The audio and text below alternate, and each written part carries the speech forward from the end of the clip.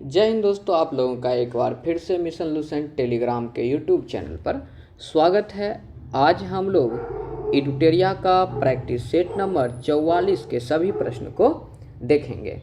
सभी प्रश्न परीक्षा के दृष्टिकोण से काफ़ी इम्पोर्टेंट हैं। तो चलिए आज के वीडियो की हम लोग शुरुआत करते हैं। पहला प्रश्न है, प्रश्न को ध्यान से देखिएगा। प्रश्न है, सिख जत्था तथा मिसलों की संयुक्त सेना को क्या कहा जाता था? तो सिख जत्था तथा मिसलों की संयुक्त सेना को दल खालसा कहे जाते थे। दल खालसा के यदि संस्थापक आपसे पूछे तो इसके संस्थापक कर्पूर सिंह हो जाएंगे। कर्पूर सिंह हो जाएंगे, इसे आप लोग याद रखिएगा। और इसके नेतृत्वकर्ता पूछे तो इसके नेतृत्वकर्ता जस्सा सिंह आहलूवालिया हो जाएंगे, इसे भी आप लोग याद रखिएगा। वहीं यदि खालसा पंथ के बारे में पूछे, खालसा पंथ के संस्थापक कौन हैं, तो 1699 में गुरु गोविंद सिंह थे, इसे भी आप लोग याद रखिएगा। चलिए प्रश्न संख्या 2 को देखते हैं। संगम काल का प्रसिद्ध शासक करिकाल किस राजवंश से था? तो करिकाल चोल राजवंश से थे, इसे आप लोग याद रखिएगा। चोल राजवंश के संस्थापक की बात की जाए तो इसके संस्थापक विजयालय हैं, इसे याद रखिएगा। और इसकी राजधानी पूछे तो इसकी राजधानी तंजौर हैं, ठीक है, इसे याद रखिएगा। और ये कभी कभी पूछ लेता है कि तंजौर के वास्तुकार कौन थे? तो तंजौर के वास्तुकार जो हैं कुंजर मल्लन हैं, याद रखिएगा, कुंजर मल्लन। और इसमें आगे याद रखिएगा राज पेरू थच्चन, कुंजर मल्लन राज पेरू थच्चन, इसे याद रखिएगा। चलिए आगे बढ़ते हैं। अगला प्रश्न आप लोग को देखना है। अगला प्रश्न, निम्नलिखित में से किसने मनोवैज्ञानिक इतिहास का उपयोग करते हुए यह सिद्ध किया था कि मोहम्मद बिन तुगलक पागल नहीं था, जैसा कि पहली बार एलिफिस्टन ने कहा? तो ये ईश्वरी प्रसाद ने सिद्ध किया था। कौन किए थे? ईश्वरी प्रसाद।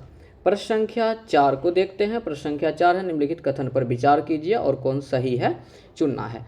तो हल्दी घाटी में 1576 में राजा भगवान दास की सेना ने महाराणा प्रताप खड़ाया था, गलत है। अगला है, मानसिंह ने 1586 में कश्मीर के शासक यूसुफ खां को अकबर के समक्ष समर्पण के लिए सफलतापूर्वक तैयार किया था, ये भी गलत है। तो इसका सही क्या हो जाएगा, ये देख लीजिए। हल्दी घाटी के युद्ध में जो भगवान दास हैं ये नहीं थे, ठीक है। हल्दी घाटी का जो युद्ध हुआ था भगवान दास इसमें नहीं थे कौन? तो मानसिंह, ये हो जाएंगे यहाँ पे, मानसिंह थे इसमें। इसके अलावा और यहाँ जो लिखा हुआ है मानसिंह 1586 में, तो मानसिंह के जगह पे कौन हो जाएंगे? भगवान दास हो जाएंगे, तो ये बिल्कुल सही हो जाएगा। तो इसे आप लोग याद रख लीजिएगा। दोनों ही गलत हैं, तो ऑप्शन नंबर डी इसका आंसर हो जाएगा। आगे है, विजयनगर साम्राज्य में कुल कितने प्रकार के न्यायालय प्रचलित थे? तो विजयनगर साम्राज्य में 4 प्रकार के न्यायालय प्रचलित थे। प्रश्न संख्या 6 को देखते हैं। प्रश्न है, विजयनगर साम्राज्य में टकसाल विभाग किस नाम से जाना जाता था?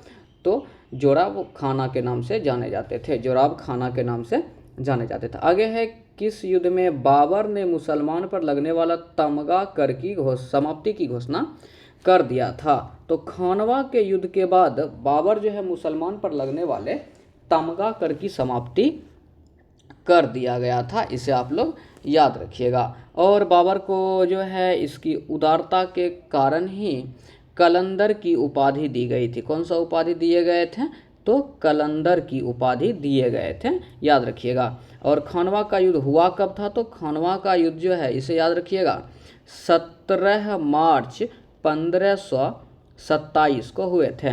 खानवा के युद्ध के बाद ही बाबर जो है जिहाद का नारा दिया था, खानवा के युद्ध में ही ये जिहाद का नारा दिए थे। और खानवा के युद्ध के बाद इन्होंने गाजी की उपाधि धारण की थी, इसे आप लोग याद रखिएगा। बोला जाएगा कि जिहाद का नारा जो है किनके खिलाफ दिया था? तो राणा सांगा के खिलाफ, राणा सांगा के खिलाफ ये दिए थे। क्योंकि ये युद्ध किनके और किनके बीच हुई थी? खानवा का युद्ध तो बाबर और राणा सांगा के बीच युद्ध हुए थे। चलिए आगे बढ़ते हैं। अगला प्रश्न, प्रश्न संख्या 8, अकबर ने नरहरि चक्रवर्ती को किस उपाधि से सम्मानित किया? तो अकबर जो है नरहरि चक्रवर्ती को महापात्र की उपाधि से सम्मानित किए थे। प्रश्न संख्या 9 को देखते हैं। प्रश्न संख्या 9 है गौथिक स्थापत्य कला का आगमन किसके समय में हुआ था? तो गौथिक स्थापत्य कला का आगमन पुर्तगाली के समय में हुए थे, इसे आप लोग याद रखिएगा। अगला है ईस्ट इंडिया कंपनी ने पूर्वी भारत में पहला कारखाना कहाँ स्थापित किया? तो ईस्ट इंडिया कंपनी जो है पूर्वी भारत में अपना पहला फैक्ट्री बालासोर में स्थापित किए थे। कहाँ पर किए थे? तो बालासोर में। अगला प्रश्न है फोर्ट सेंट जॉर्ज के किले का निर्माण किनके द्वारा करवाए गए थे? तो ये फ्रांसिस डे के द्वारा करवाए गए थे। कब? तो 1639 ईस्वी में, याद रखिएगा। आगे बढ़ते हैं। अगला प्रश्न है अंबुर का युद्ध किस संधि के पश्चात समाप्त हुआ था? फ्रेंड, जो सेकेंड कर्नाटक युद्ध हुआ था, सेकेंड कर्नाटक युद्ध 1749 से लेकर 1754 तक, इस युद्ध की प्रथम युद्ध जो है अंबुर का युद्ध था, याद रखिएगा। तो इसकी समाप्ति जो है सेकेंड कर्नाटक युद्ध जो है, इसकी समाप्ति किस संधि के तहत हुए थे? तो पांडिचेरी की संधि के तहत समाप्त हुए थे। वहीं यदि आपसे प्रश्न पूछा जाएगा प्रथम किस संधि के तहत समाप्त हुए थे, तो प्रथम युद्ध जो है फ्रेंड सबसे पहले तो याद रखिएगा कब हुआ है? तो ये 1746 से 48 तक, ये एक्सला-शापेल की संधि के तहत समाप्त हुए थे। ये द्वितीय हम लोग देख लिए। और तृतीय जो है ये कब से कब तक चले थे? तो 1756 से 63 तक तृतीय युद्ध की समाप्ति पेरिस की संधि के तहत हुए थे, इसे आप लोग याद रखिएगा। चलिए प्रश्न संख्या हम लोग 13 को देखते हैं। निम्नलिखित में से किसने रंजीत सिंह के घुड़सवार को सबसे सुंदर फौज बताया था? तो लॉर्ड ऑकलैंड जो है ऐसा बताए थे।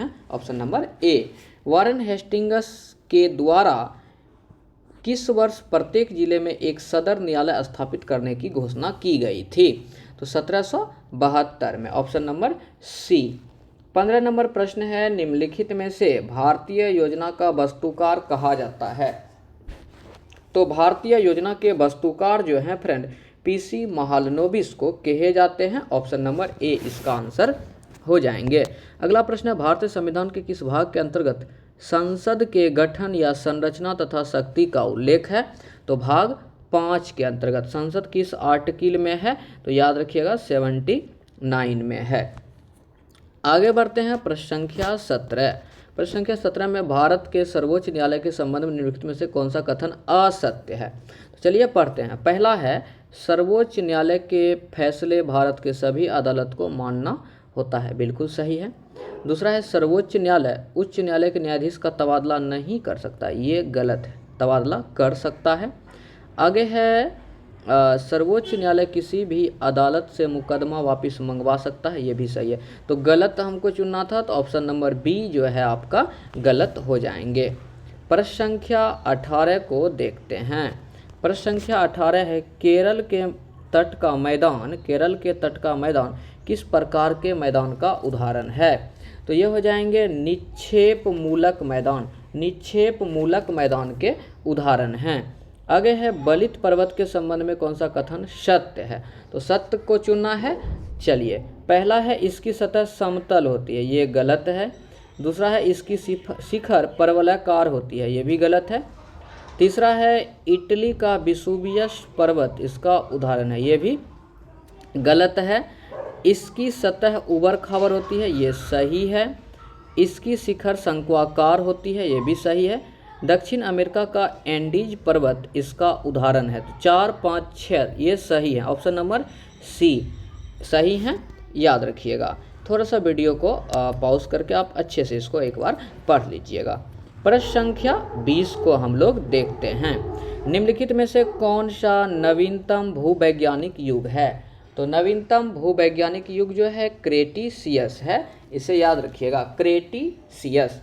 आगे है रवेदार एवं कयांत्रित सेल के विघटन से निम्न में से किस मिट्टी का निर्माण होता है? तो रवेदार और कयांत्रित सेल का विघटन पूछेंगे तो लाल मिट्टी इसका आंसर हो जाएंगे, लाल मिट्टी का निर्माण होते हैं।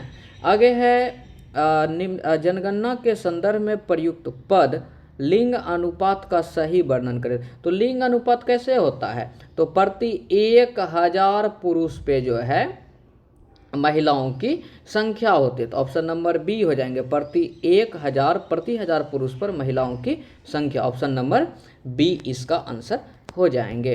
प्रश्न संख्या 23 को देखते हैं। प्रश्न संख्या 23 है, शून्य अक्षांश तथा शून्य देशांतर कहाँ स्थित है। तो ये हो जाएंगे अटलांटिक महासागर में। अटलांटिक महासागर में, याद रखिएगा।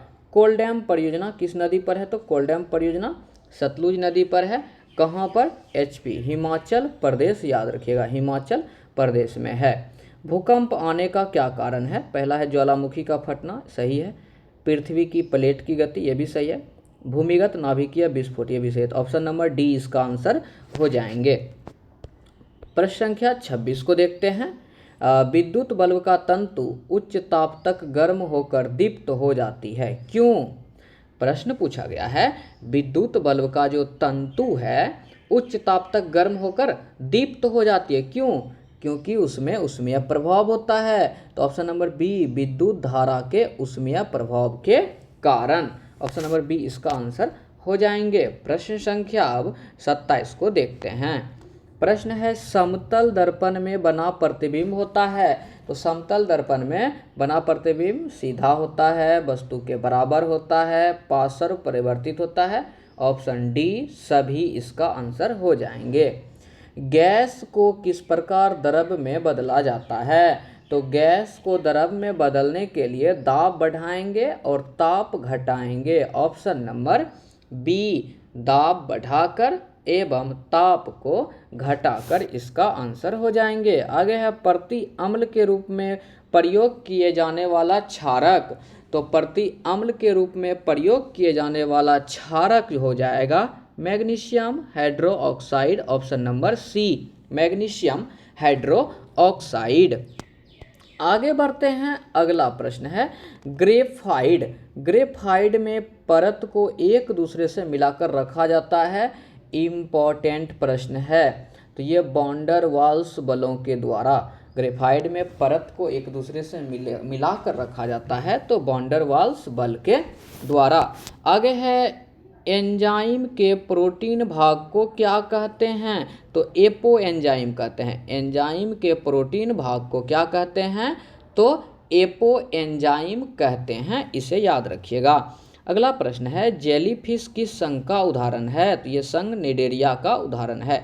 जेलीफिश किसका उदाहरण है, तो संघ निडेरिया का उदाहरण है। और कभी कभी प्रश्न पूछा जाता है ना, स्पंज, स्पंज किस संघ का है। तो याद रखिएगा संघ पोरीफेरा का वो उदाहरण है। आगे बढ़ते हैं, प्रश्न संख्या 33 को देखते हैं। प्रश्न है, WTO के अंतर्गत निम्नांकित में कौन सा अनुदान बॉक्स के रूप में विचार नहीं किया जा सकता है। तो देखते हैं, ग्रीन बॉक्स किया जाता है, रेड बॉक्स भी किया जाता है, एम्बर बॉक्स भी किया जाता है। तो ऑप्शन हो जाएगा आपका डी, व्हाइट बॉक्स नहीं किया जाता है। अर्थ ओवर शूट दिवस संबंधित है। अर्थ ओवर शूट दिवस संबंधित है तो पर्यावरण क्षरण से, किससे, तो पर्यावरण क्षरण से। कब मनाया जाता है अर्थ ओवर शूट डे, तो 1 अगस्त को, प्रतिवर्ष 1 अगस्त को मनाए जाते हैं। प्रश्न संख्या 35 को अब देखते हैं। नृत्य और संगीत की एक शैली से संबंधित लखनऊ घराना का दूसरा नाम। तो लखनऊ घराना का दूसरा नाम पूछा है, तो आंसर हो जाएंगे पूरब घराना। क्या आंसर हो जाएंगे, पूरब घराना। अगला प्रश्न है, निम्नलिखित में से कौन सा नृत्य केवल पुरुष कलाकार द्वारा किया जाता है। तो पुरुष कलाकार द्वारा केवल कथकली को किए जाते हैं। कथकली किस राज्य से संबंधित है, तो केरल से संबंधित है। वहीं यदि कथक यदि सिर्फ पूछ देते हैं तो ये नॉर्थ इंडिया से संबंधित हो जाते हैं, उत्तर भारत से। प्रश्न संख्या 37 को देखते हैं। प्रश्न है, बेनु शिल्प पुस्तक का संबंध किससे है।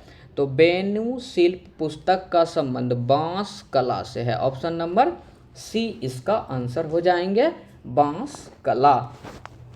प्रश्न संख्या 38 में है Tata iron and steel company TISCO की स्थापना कब हुई? 1907 में। आगे है दक्षिण एशियाई मुक्त व्यापार समझौता जिसे साफ्टा भी कहते हैं के गठन को लेकर सदस्य देश ने किस वर्ष हस्ताक्षर किया था? बहुत इंपॉर्टेंट प्रश्न है, इसे आप लोग याद रखिएगा। इसका आंसर हो जाएंगे ऑप्शन नंबर डी 2004 में। प्रश्न संख्या 40 को देखते हैं। प्रश्न संख्या 40 है निर्वात में रखे एक विद्युत तापक में लगातार विद्युत धारा प्रवाहित की जा रही है तो इसका तापमान क्या होगा? जब लगातार किसी तापक में विद्युत धारा प्रवाहित करेंगे तो कुछ समय के बाद ये स्थिर हो जाते हैं। क्यों? क्योंकि विकिरण द्वारा उसमें ऊष्मा का ह्रास हो जाता है। ऑप्शन नंबर डी इसका आंसर हो जाएंगे। प्रश्न संख्या 41 को देखते हैं। निम्नलिखित में सही विकल्प का चयन करें। तो देखिए केलकर समिति दिया हुआ है करों में सुधार से, सही है। एल.के. झा समिति अप्रत्यक्ष कर से, सही है। सुखमय चक्रवर्ती समिति मौद्रिक प्रणाली पर पुनर्विचार के लिए, सभी सही है। ऑप्शन नंबर डी के साथ चलेंगे। ऑप्शन नंबर डी इसका आंसर हो जाएंगे। प्रश्न 42 में है जब वस्तु पर सब्सिडी दी जाती है तो बाजार मूल्य लागत मूल्य पर क्या प्रभाव पड़ता है? तो जब वस्तु पर हम सब्सिडी देंगे तो बाजार मूल्य लागत मूल्य पर जो है प्रभाव पड़ेगा, मतलब वो कम हो जाएंगे। क्या हो जाएंगे? कम हो जाएंगे। Option number A. देश में सर्वप्रथम किस वर्ष रोजगार सर्वेक्षण की शुरुआत हुई थी? तो रोजगार सर्वेक्षण की शुरुआत 2015 में किया गया था। कब? 2015 में। और 2005 में जो है 15 सूत्री कार्यक्रम आए थे, याद रखिएगा। 15 सूत्री कार्यक्रम कब आए थे? 2005 में। और 20 सूत्री पूछेंगे ये कब आया था? तो ये 1975 में। कब आए थे? 1975 में। चलिए प्रश्न संख्या अब 44 को देखते हैं। प्रश्न है कौशल विकास योजना का संबंध किसके बढ़ने से है? तो कौशल विकास योजना का संबंध मानव पूंजी के बढ़ने से है। Option number A. पंचधारा योजना का संबंध किससे है? तो पंचधारा योजना का संबंध नदी जल प्रबंधन से है। ऑप्शन नंबर ए इसका आंसर हो जाएंगे। प्रश्न संख्या अब हम लोग 46 को देखते हैं। प्रश्न है इंडेक्सेशन जिसे सूचीकरण कहते हैं तो एक विधि है जिसके उपयोग को निम्न में से किस एक के साथ संबंधित किया जा सकता है? तो सूचीकरण जो विधि है इसे मुद्रास्फीति नियंत्रण के साथ संबंधित कर सकते हैं। Option number A. ब्यास परियोजना की शुरुआत किस पंचवर्षीय योजना के दौरान किया गया था? तो ब्यास परियोजना की शुरुआत प्रथम पंचवर्षीय योजना के दौरान किए गए थे। तो आपको आंसर बताना है प्रथम पंचवर्षीय योजना किस मॉडल पर आधारित था। ये आंसर आप कमेंट बॉक्स में कमेंट कर दीजिएगा। आगे बढ़ते हैं। प्रश्न संख्या 48। राष्ट्रीय आय समिति का गठन किस वर्ष किया गया था? तो 1949 में इसका गठन किए गए थे, राष्ट्रीय आय समिति का गठन। आगे है देवी चंद्रगुप्तम किसकी रचना है? तो विशाख दत्त की रचना है देवी चंद्रगुप्तम, याद रखिएगा। आगे बढ़ते हैं। अगला क्वेश्चन आपको बताना है प्रथम एफ्रो एशियाई सम्मेलन कहाँ आयोजित किया गया था? तो प्रथम एफ्रो एशियाई सम्मेलन जो है ये इंडोनेशिया में आयोजित किए गए थे। इसे ही बांडुंग सम्मेलन के नाम से भी जानते हैं। तो हम पीछे कई बार पढ़े हुए हैं। ये कब हुआ है? ये 1955 में हुए हैं बांडुंग सम्मेलन। चलिए कुछ अस्मरणीय तथ्य आज चोल वंश के बारे में हम लोग देखते हैं। तो चोल वंश के संस्थापक अभी ऊपर हम लोग पढ़े थे विजयालय, इसकी राजधानी भी पढ़ी थे तंजावुर या तंजौर, और इसके हम लोग वास्तुकार भी पढ़े थे ना। वास्तुकार कौन था? तो कुंजर मल्लन राजराज पेरू थच्चन। आगे है इस वंश के शासक राजराज प्रथम पहली बार श्रीलंका पर आक्रमण किया था। क्वेश्चन पूछेगा कि चोल वंश के किस शासक के द्वारा पहली बार श्रीलंका पर आक्रमण किया गया था? तो राजराज प्रथम के द्वारा। और इस साम्राज्य के सर्वाधिक विस्तार जो हुए हैं राजेंद्र प्रथम के शासन काल में हुए हैं। राजेंद्र प्रथम ही गंगईकोंड चोल की उपाधि धारण किए थे और राजेंद्र प्रथम के गुरु कौन थे? तो ईशान शिव थे, इसे याद रख लीजिएगा, ईशान शिव थे राजेंद्र प्रथम के गुरु। इनके अलावा इस वंश की प्रमुख विशेषता यदि पूछा जाए तो स्थानीय स्वशासन हो जाएंगे। प्रसिद्ध नटराज का मूर्ति जो है चोल काल का था, ये किसके बने हुए थे? ये भी क्वेश्चन पूछा जाता है, तो कांसा के बने हुए थे। राजेंद्र द्वितीय ने प्रकेसरी तथा वीर राजेंद्र ने राजकेसरी की उपाधि धारण किया था, याद रखिएगा। आगे है चोल और पश्चिमी चालुक्य के बीच शांति स्थापित करने के लिए मध्यस्थता की भूमिका जयकेश प्रथम ने निभाया था। ये कादम्ब वंश के शासक थे। कौन? जयकेश प्रथम। तो फ्रेंड ये आज का आखिरी प्रश्न था। यदि आपको वीडियो अच्छा लगा होगा तो एक लाइक अवश्य करें और अगले स्टूडेंट तक इसे शेयर करें और इसका टेस्ट लगाना ना भूलें। आप समय 7 बजे ग्रुप को ज्वाइन करें और सभी टेस्ट का आनंद उठाएं। धन्यवाद।